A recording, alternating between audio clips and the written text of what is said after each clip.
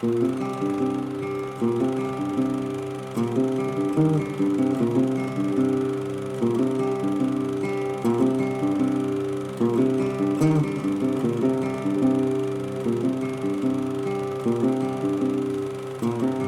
Edward Babbitt, born June 27, 1938, is the grandson of Charles Babbitt, one of the original 5 Babbitt brothers of Flagstaff. In 1899, the 5 Babbitt brothers established the Babbitt Brothers Trading Company in Flagstaff and established one of the many cultural identities of the town. From January 1993 to 2001, Bruce Babbitt was the 47th Secretary of the Interior under President Bill Clinton.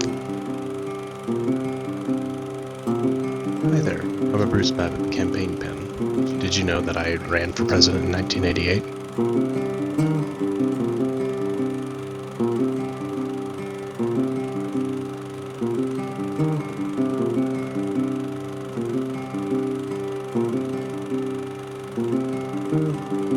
One notable highlight in his career was his support for the Endangered Species Act of 1973, which helped reintroduce wolf populations to Yellowstone National Park, which were hunted to near extinction years prior.